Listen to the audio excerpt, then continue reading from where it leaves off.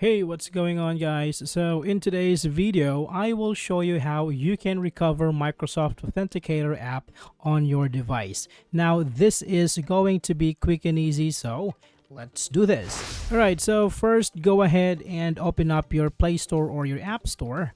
And from here, you can search for Microsoft Authenticator. So first, you need to download and install this one. And after that, you can just tap on open.